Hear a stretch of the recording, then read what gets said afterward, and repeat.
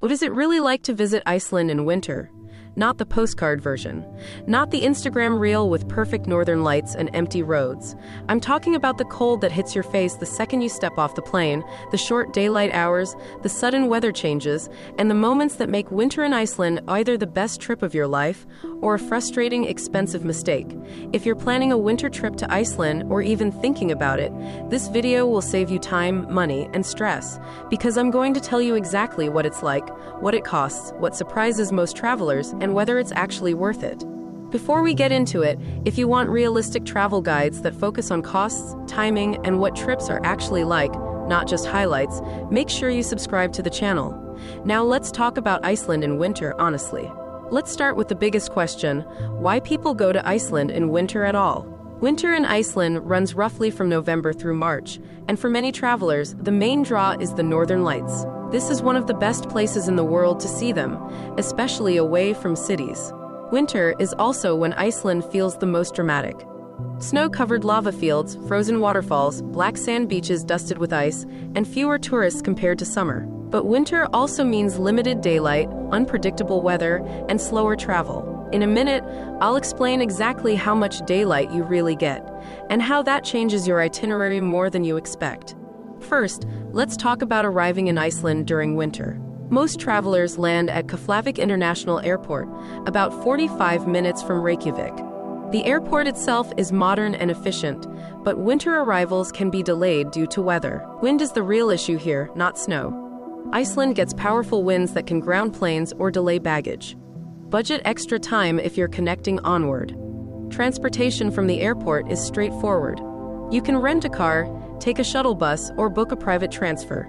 In winter, a shuttle to Reykjavik typically costs around $25 to $35 per person one way. Renting a car starts around $70 to $120 per day for a small 4x4 in winter. And yes, you want a 4x4. Even if roads look clear, conditions can change fast. Now let's talk about Reykjavik in winter, because this is where most trips begin. Reykjavik is compact, walkable, and surprisingly cozy in winter. Snow doesn't shut the city down. Cafes are warm, streets are well maintained, and locals go about their lives like normal. You'll see people walking to work in snow boots, kids playing outside, and hot tubs steaming in the cold air. Winter in Reykjavik feels more like a lifestyle than an inconvenience.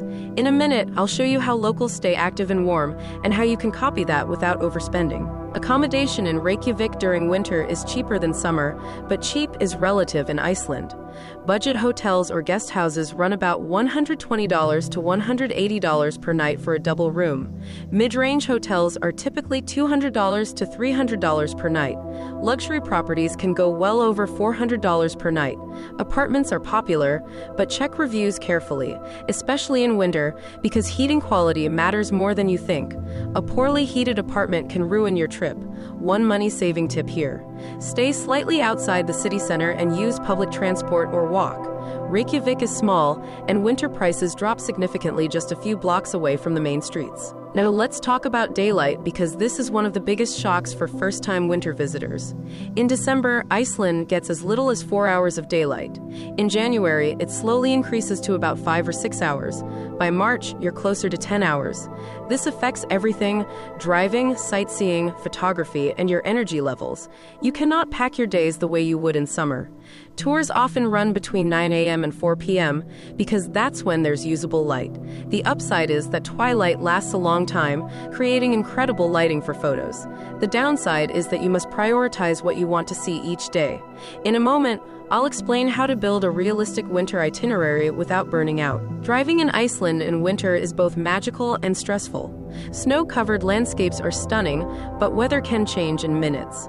Roads that are clear in the morning can be icy or closed by afternoon. The Icelandic Road and Coastal Administration updates road conditions constantly, and checking them daily is non-negotiable. If you're not comfortable driving in snow, wind, and low visibility, book tours instead. Tours cost more, but they remove a lot of risk. A typical full-day winter tour costs $100 to $180 per person, depending on destination and group size.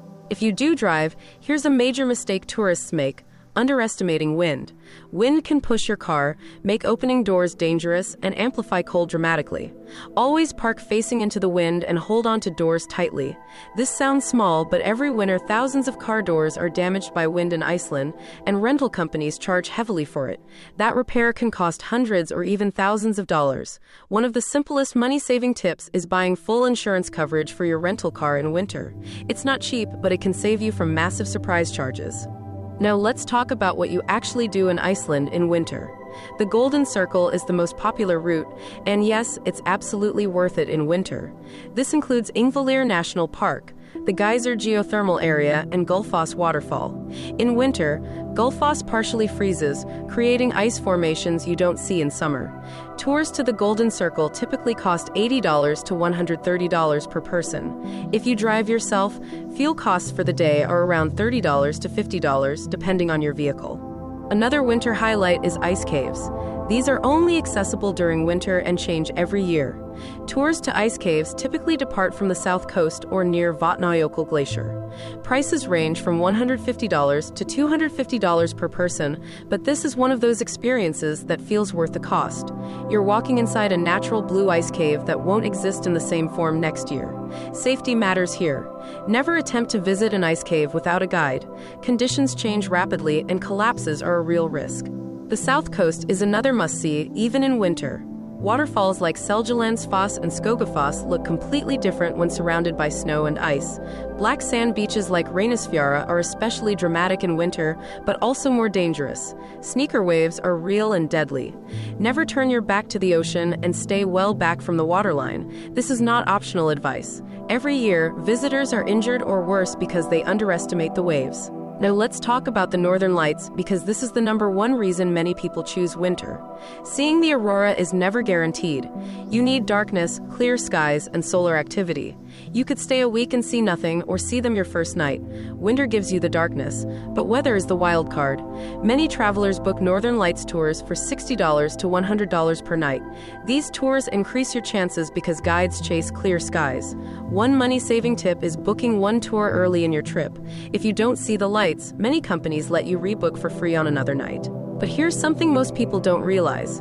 You can see the Northern Lights from Reykjavik if conditions are right. Light pollution isn't ideal, but on strong nights, they're visible. Even better, many hotels and guest houses offer wake-up calls if the aurora appears. That's a free option many travelers overlook. Let's talk about food, because Iceland in winter is not the place to eat cheaply without planning. Eating out is expensive. A casual restaurant meal costs $25 to $40 per person. A nice dinner can easily hit $60 to $80 per person without alcohol. Alcohol is very expensive at bars.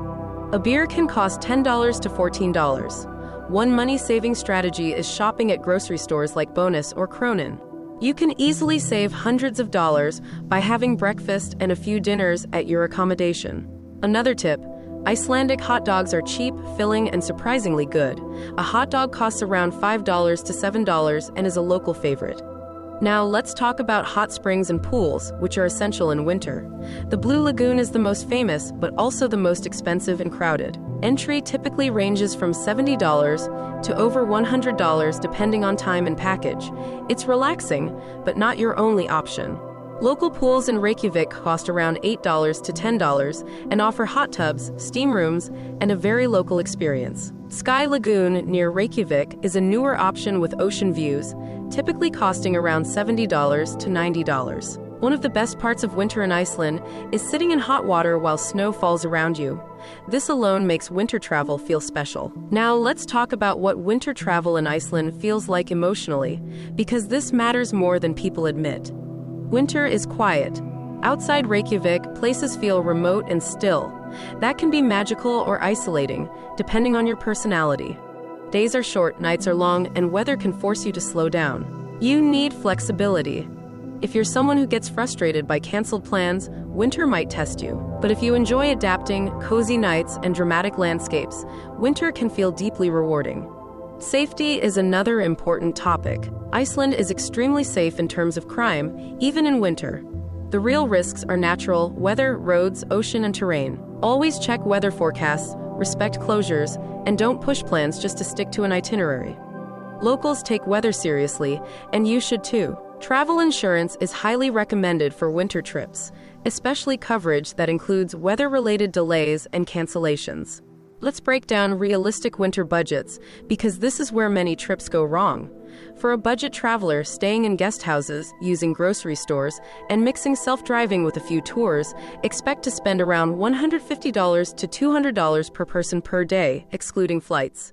A mid-range traveler staying in hotels, eating out more often, and booking guided tours should expect $250 to $350 per person per day. Luxury travelers can easily exceed $500 per person per day, especially with private tours and high-end accommodations.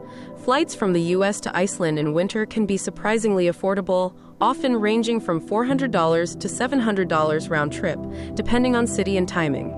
Now let's talk about what not to do in Iceland in winter. Don't overpack your itinerary. You will lose time to weather. Don't ignore warnings or signs, especially near cliffs and beaches. Don't assume roads are safe just because Google Maps says so. And don't underestimate how tiring winter travel can be. Cold, darkness, and driving require more energy than summer travel. So is Iceland in winter worth it? For the right traveler, absolutely. Winter Iceland is raw, dramatic, and unforgettable. You'll see landscapes that feel otherworldly, experience deep quiet, and maybe, if you're lucky, watch the northern lights dance across the sky. But it's not an easy trip. It requires planning, flexibility, and a realistic budget. If you're willing to embrace the cold, respect the conditions, and slow down, Iceland in winter can be one of the most powerful travel experiences you'll ever have. If you expect summer convenience and guaranteed highlights, you'll likely be disappointed. That's the real answer to what it's like to visit Iceland in winter. If this helped you plan or decide, make sure to like the video, subscribe for more realistic travel guides, and comment below with the next destination you want me to break down honestly.